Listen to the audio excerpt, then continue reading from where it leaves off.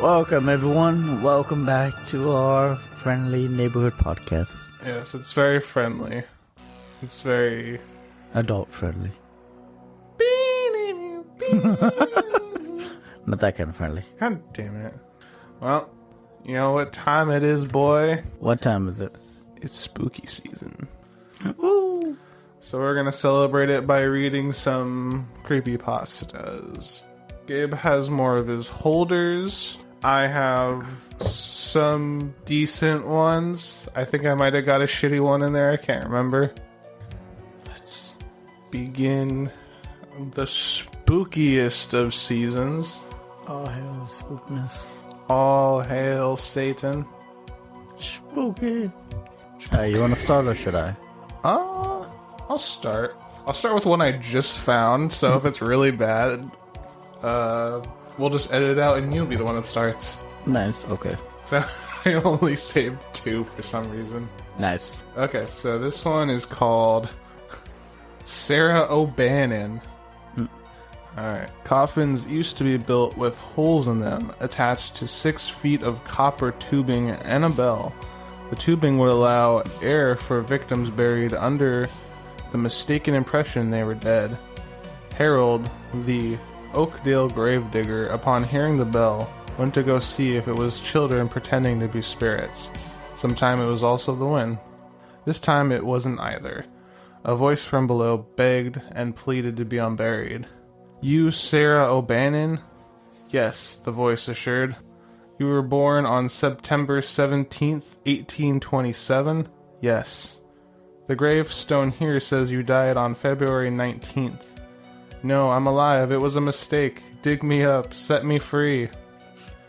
Sorry about this, ma'am, Harold said, stepping on the bell to silence it and plugging up the copper tube with dirt.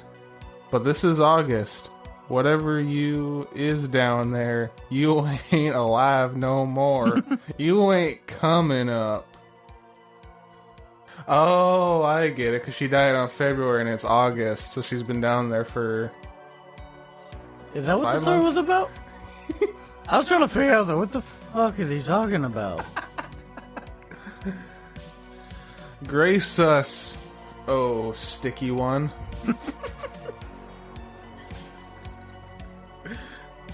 Behold, I am the Lord of the Sticky Fingers. Everything I touch becomes sticky. What? So sticky, icky. What are you sticky with? It has been so many years, I do not remember. All the stickiness. Alright then. So, this is continuing from where last left off with the Holder series. This one is called the Holder of Light. You enter the main facility via the first floor and go to the front desk. Clear your throat and relax. However, do not look at the worker straight in the eyes while asking the question. And be sure to close your own eyes and keep them closed before requesting to be introduced to the Holder of Light.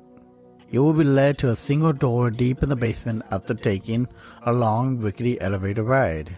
Keep in mind that you must have closed your eyes this entire time. Do not open them, no matter what. The door leading to a long, winding hallway, and then you are told to open your eyes. Open the door. The hallway beyond will be pitch black, but narrow enough for you to feel the walls and outstretched arms, and guide yourself forward. If at any point during your trek down the hall it is suddenly bright and light, shut your eyes immediately and quickly make your way back to the door you came through. If your eyes stay open for more than a second, what you see will force you to instinctively tear them out. My bad. Damn, tear out your eyes? Yep. Damn, boy. Whatever you see, it must be really that bad. Oh, man, did we walk into another screening of Morbius? Probably. Not again. I've already seen this once! I don't want to see it again. Please, anything but this. It's not Morbin time. If, on the other hand, the lights stay off long enough for you to navigate the entire corridor, you will reach another door, look down, If you can see any light escaping from the crack beneath the door, flee immediately, for what you seek is not there. If no light escapes to the next room, then carefully turn the doorknob and enter. The room beyond will be completely dark, aside from a single dimly lit candle at its center. The faint light it emits will reveal the outline of a cloaked, motionless figure huddled over it. There is only one question that he will respond to. What can protect us from them?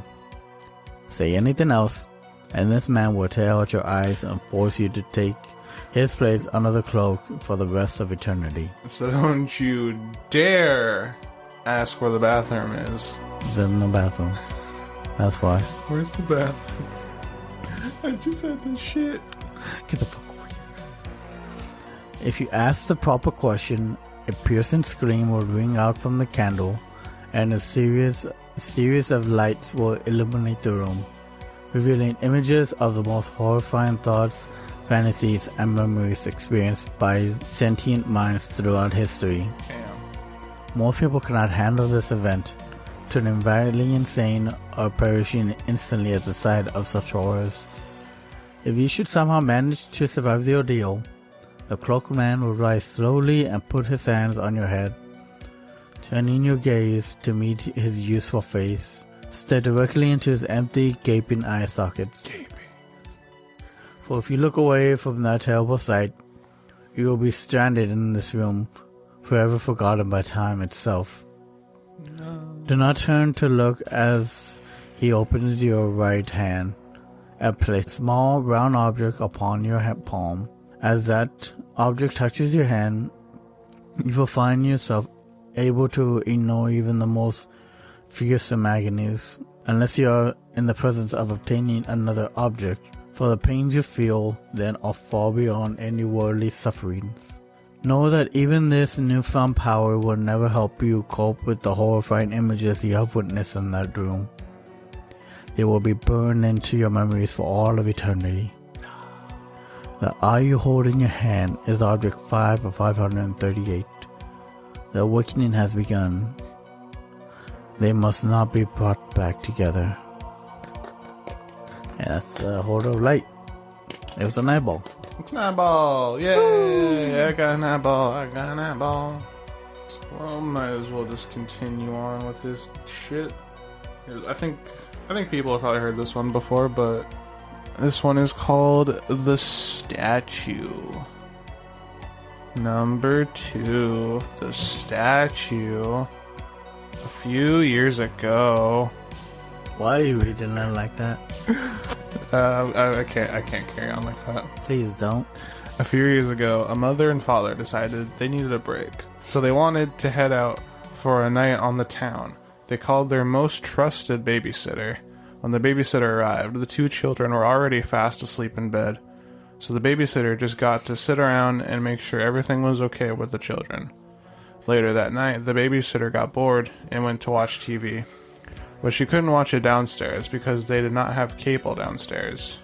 So, she called them and asked them if she could watch cable in the parents' room. Of course, the parents said it was okay, but the babysitter had one final request. She asked if she could cover up the angel statue outside the bedroom window with a blanket or cloth because it made her nervous. The phone line was silent for a moment, and the father, who was talking to the babysitter at the time, said, "Take the children and get out of the house, and we'll call the police. We don't have an angel statue." The police found both of the children and the babysitter slumped in the pools of their own blood within 3 minutes of the call. No statue was found. Damn. But yeah, I've heard of that one before. What was the statue? Who the fuck knows? It's probably that, probably Richard Chase. Probably. Who knows? It could have been anyone. Alright, now comes the 6th holder. The holder of song. What? A song. Song? Song. Oh, sick. I'm gonna get a fucking breakdown from this holder. I don't know, we're about to find out. Enter the main facility via the first floor and go up to the front desk. Clear your throat and relax before asking in a stern and calm voice to be introduced to the holder of song. Should the worker give you a look of disgust, leave and do not come back. Do not talk of the event. Should the worker give you a look of a mixture of happiness and pity, you are free to follow. You will then be guided to a long staircase that spirals deeper than the building seems to have ever been dug. At the stairs end is a door. As you open the door, a sudden wave of heat will pour out from the hallway beyond it. Proceed down the hallway. As you walk, the air around you will grow increasingly frigid. Then you will feel as if you are encased in ice.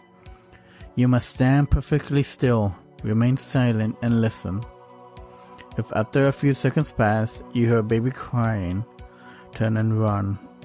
No harm will befall you, but the infant's cry will follow you wherever you go. You will hear it for the rest of your life. Count yourself lucky if that's the case. If and when it stops, your firstborn child will die. What? Ouch. Damn. Yep. Damn. Yep. What if you don't have a firstborn? Well, I guess you'd just be hearing it. Oh. Oh. Yeah. Meh. Nah. If you do not hear a baby's crying, however, wait for the hallway to grow warm once more, and then proceed to the door at its end. Enter the room beyond, and enter. The room beyond will be awash in a green light. As its center will be a young woman turning the handle of a standing music box.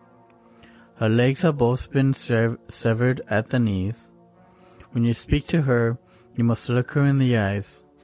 She has a spear fashioned from the bones of her legs. Damn. Break eye contact and she will impale you with it, leave you to bleed to death in seemingly unending agony. She will respond to only one question. What was the song they just played? The young woman will begin to sing in a language not of this world. Her melody will be the most beautiful one you have ever heard, bringing you peace and serenity to your mind, body and soul. You will find yourself vividly imagining a band of carefree children playing and singing, innocent as can be. And within minutes, the scene will eventually take a horribly sinister turn. The children will begin to fight each other, and the conflict will quickly escalate to the most brutal, lethal violence you can conceive Can't of. fight. They will impale each other on wooden poles, disembowel at each other with sharp rocks, Jesus. and even rip flesh from bone with their bare hands. Oof. You will witness these children, and now merely tattered, double gangs of themselves, spread death and destruction more horrific than you can ever imagine on your own. You will see a naked boy drenched in blood, singing with delight as he runs through a hellish wasteland, pursued by unspeakable monsters. They will overtake him and utterly destroy him. The song still issuing forth from his shattered lips, as all the while, yet unexpectedly, you will remain calm and peaceful, even as you watch this unspeakable brutality. Damn. When these horrific visions ends, an intense pain will stab you in the chest.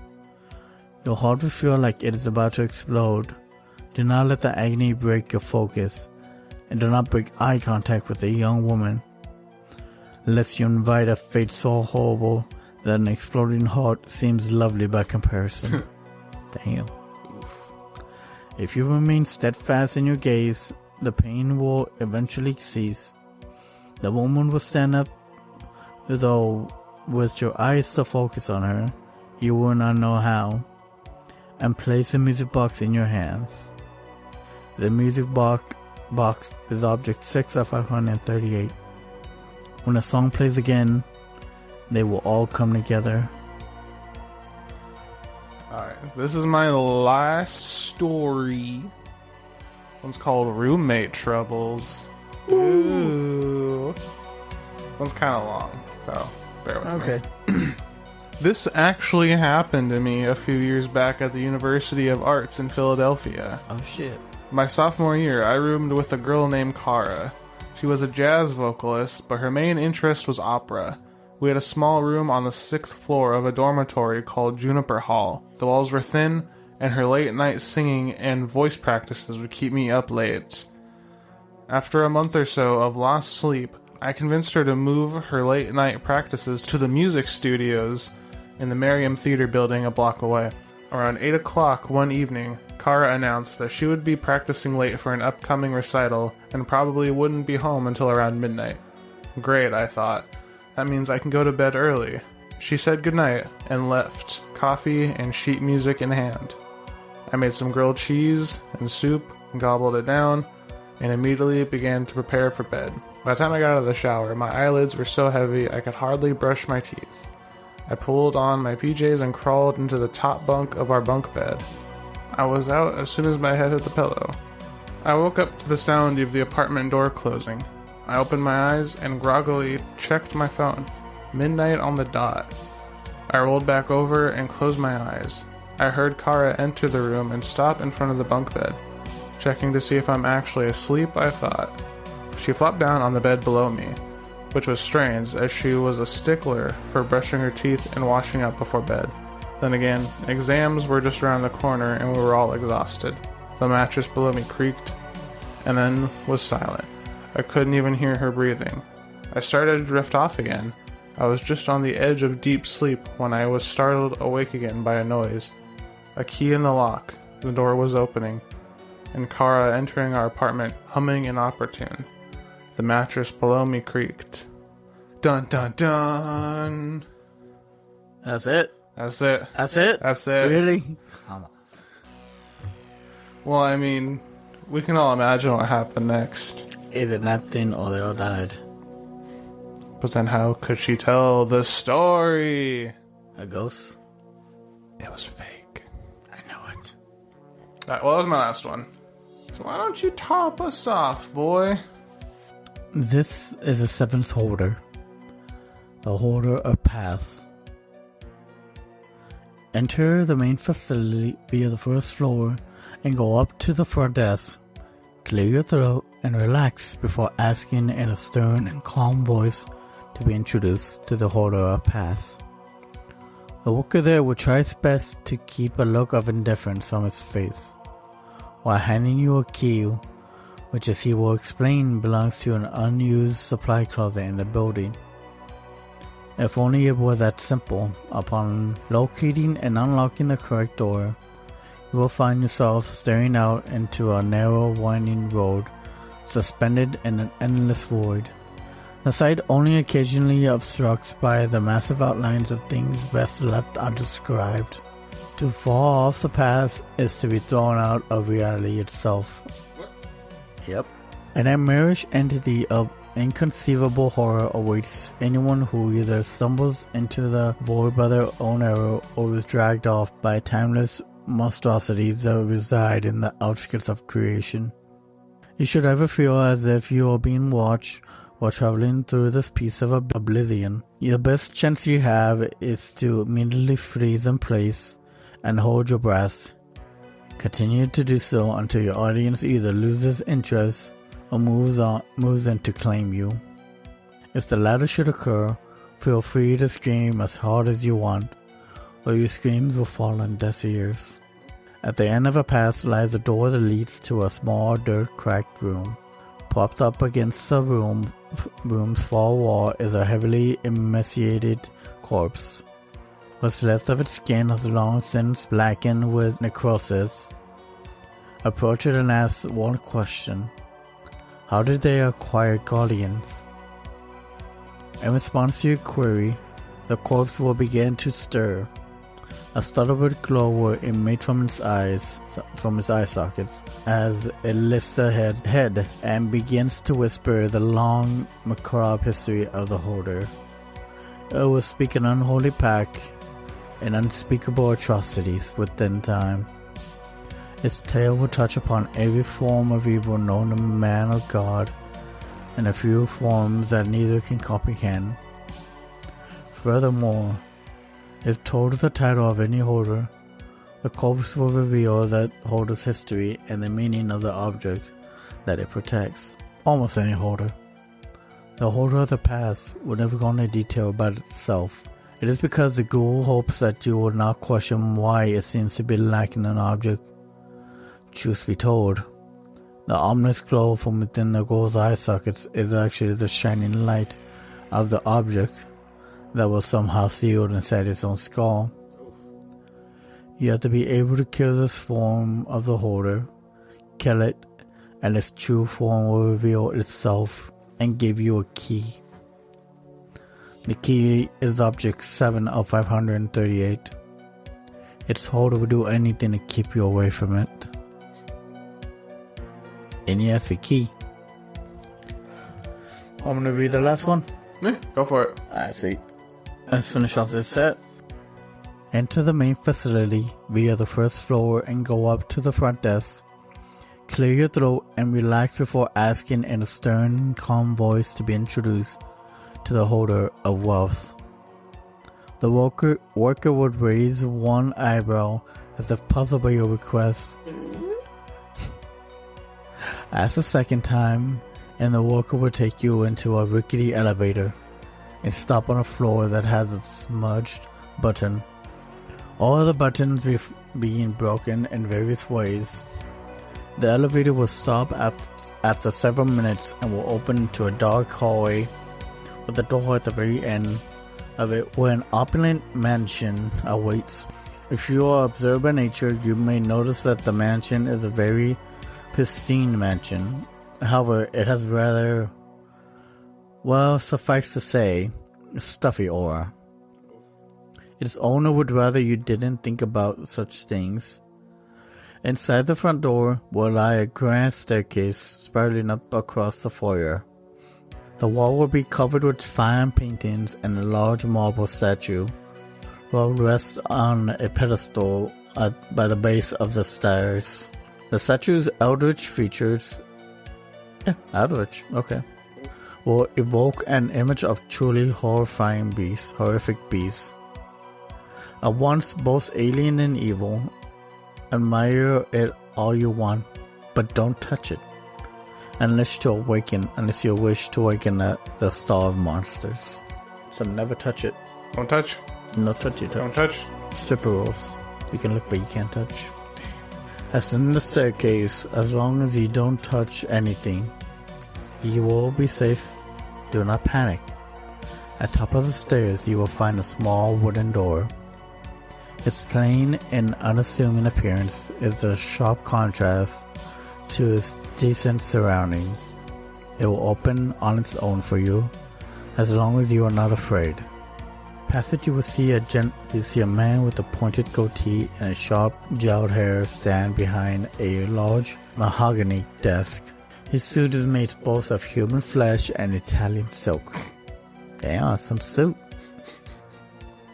He may speak, and at great length he will talk about his amazing, beautiful house and the lovely statues of his concubine resting downstairs. So that's his concubine downstairs. Damn, boy. Do not interrupt him, and do not ask any questions he may ask. Do not answer any questions he may ask. When he is finished, steer yourself and confidently ask, "May I have my salary?" He will proceed to explain to you in great detail the value of life.